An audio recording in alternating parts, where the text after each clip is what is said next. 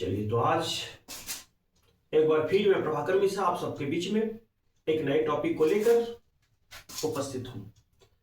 आज का टॉपिक हिंदी व्याकरण से है। बहुत ही आसान है, लेकिन कभी कभी क्या होता है कि हम लोग उस पर ध्यान नहीं देते, उन चीज़ों को देखते नहीं हैं, उस पर हम लोग गौर नहीं फरमाते, और कभी कभी क्या होता है आसान हमें हमारे लिए मुश्किल हो जाती है। आप सभी जानते होंगे कि हिंदी वर्णमाला में अनुस्वार का बहुत ज़्यादा प्रयोग होता है, जिसे हिंदी का श्रृंगार कहा जाता है। आइए, कुछ शब्द यहाँ बोर्ड पर लिखे, व्हाइट बोर्ड पर लिखा हुआ है, आप लोग देखेंगे। सारे शब्द अनुस्वार वाले हैं। पहला है संगीत, गंगा, दंगा, दिनांक, चंचल, पंचम, कंठ, झंडा, कंधा, बंदर, बंद, हिंदी, कंबल, संभल, संभाव, संबल। अब हमें देखना यह है कि यदि हम अनुस्वार का प्रयोग ना करें तो उसके लिए कौन से अनुस्वार के बदले कौन सा वर्ण का प्रयोग होगा। आइए देखते हैं।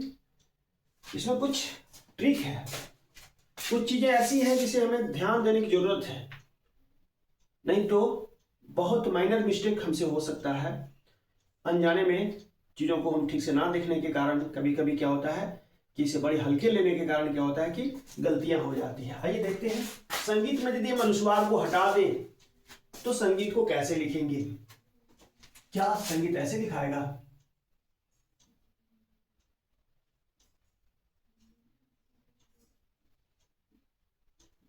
आप लोग ध्यान देंगे कि संगीत क्या ऐसे लिखा जा सकता है।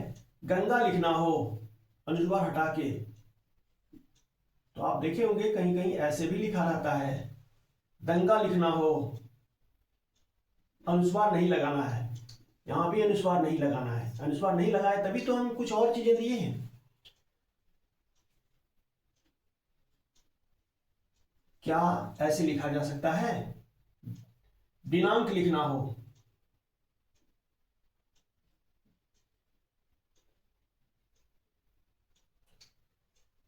तो यहां क्या करेंगे? दिनांक कैसे लिखा है? चंचल लिखना हो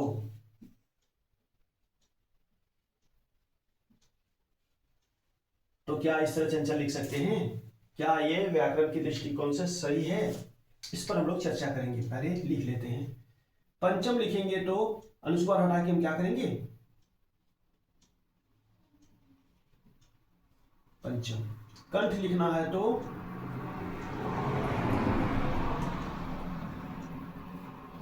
झंडा लिखना हो तो कंधा लिखना हो तो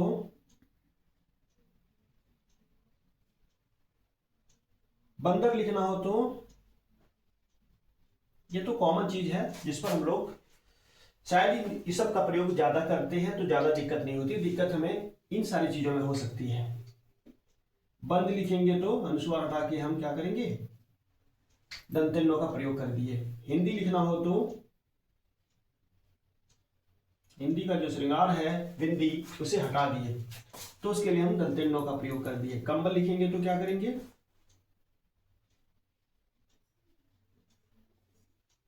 संभल के लिए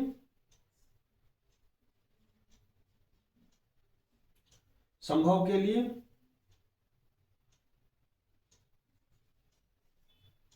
और संबल के लिए। इस तरह से और कुछ शब्द हैं जो दैनिक जीवन में प्रयोग होता है। जैसे उदाहरण लेते हैं हम लोग संतोष। इसके अलावा एक और शब्द लिए हम संतोष। अब है कि संतोष से हम अनुस्वार हटाना है तो संतोष को हम ऐसे लिखेंगे।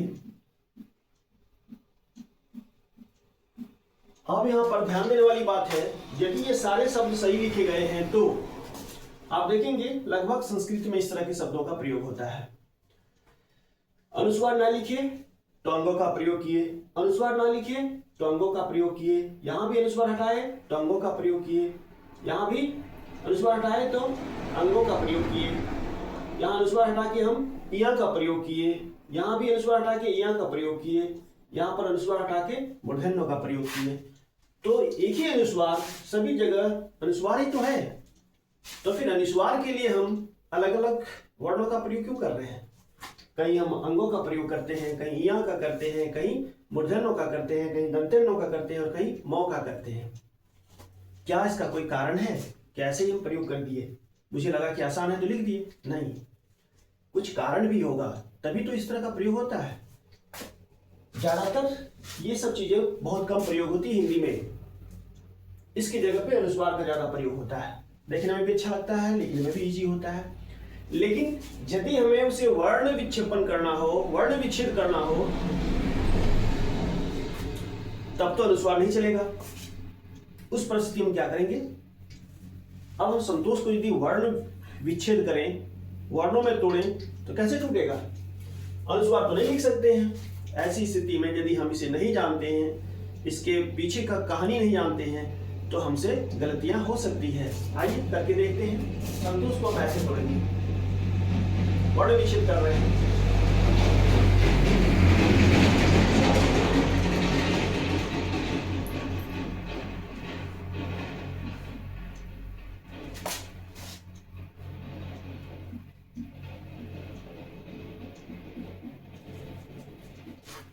क्या संतोष का वर्ण विच्छेद इस प्रकार से होगा? और इन सारे शब्दों को जोड़ेंगे तो क्या संतोष बन जाएगा? यदि बन भी जाता है तो अनुस्वार के लिए हमने किसका प्रयोग किया? दंत्यन्यों का। तो फिर यहां हमने अंगों का प्रयोग क्यों किया? इसके पीछे की कहानी क्या है कि इसे कहते हैं पंचमाक्षर। हिंदी का एक व्याकरण का एक भाग है ये पंचमाक्षर। पंचमाक्षर का प्रयोग कहां होता है? स्पर्श व्यंजन जितने भी हैं, कितने हैं स्पर्श व्यंजन? हम सभी जानते हैं स्पर्श व्यंजनों की संख्या 25 है। क वर्ग से लेकर प वर्ग तक है। क वर्ग में कितने होंगे? क वर्ग में 5, च वर्ग में 5, ट वर्ग में 5 और त वर्ग में 5 और प वर्ग में 5। कुल संख्या हो गया 25। इस स्पर्श व्यंजन में अनुस्वार हमेशा प्रतिनिधित्व करता है उस वर्ण के 5वें अक्षर को। इस बात को हमेशा ध्यान रखना है कि अनुस्वार के बाद जिस भी वर्ण का प्रयोग होता है, उसके 5वें अक्षर में जो 5वें वर्ण में जो शब्द आता है, जो वर्ण आता है, अनुस्वार उसी का प्रतिनिधित्व करता है। आइए किसी एक पर हम लोग चर्चा कर लेते हैं। संगीत को ही लेते हैं। ये संगीत है, अनुस्वार है। यहाँ पे इस अनुस्वार को हमें हटाना है, तो इस अनुस्वार को हटा के यहाँ पर किसका प्रयोग किया गया? अंग का प्रयोग किया गया। क्यों? क्योंकि अनुस्वार के बाद ग लिया गया है, ग वर्ण का प्रयोग हुआ है। ग किस में आता है? प वर्ग में आता है। किस में आता है? क वर्ग में। तो ग वर्ग का 5वां अक्षर क्या होता है?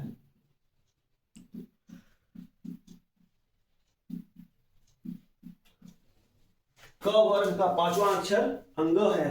तो अनुस्वार किसका प्रतिनिधित्व करेगा? अंगों का। इसलिए हम लोग जब वर्ण विच्छेद करते हैं तो अनुस्वार हटा के अंगों का प्रयोग करते हैं। दूसरा उदाहरण लेते हैं हम लोग पंचम का। यहां भी अनुस्वार है। ध्यान रखना है कि पंचम में अनुस्वार के बाद किस वर्ण का प्रयोग हुआ है? तो अनुस्वार के बाद च का प्रयोग हुआ है। तो च छ का 5वां अक्षर क्या होगा?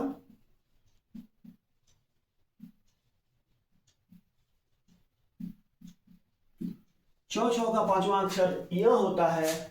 तो अनुस्वार इया का प्रतिनिधित्व कर रहा है। इसलिए जब अनुस्वार हम हटाएंगे तो इसका प्रयोग करेंगे 5वें अक्षर का।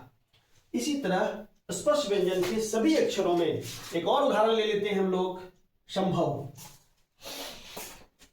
संभव में देखेंगे आप अनुस्वार के बाद भ का प्रयोग हुआ है। तो भ किस में आएगा? प फ में। तो इसका 5वां अक्षर क्या होगा? प फ ब भ म। तो ये है इसका 5वां अक्षर। तो जब इसके अनुस्वार को हटाएंगे हम, जब इसे हटाने की जरूरत पड़ेगी, तो इसके बदले हम किसका प्रयोग करेंगे? म का, जो यहां पर किया हुआ है। इसमें, इसमें, इसमें, इसमें, इन सारे वर्णों में, सारे शब्दों में अनुस्वार के बदले म का प्रयोग हुआ है, क्योंकि अनुस्वार के बाद प वर्ग के शब्द आ रहे हैं।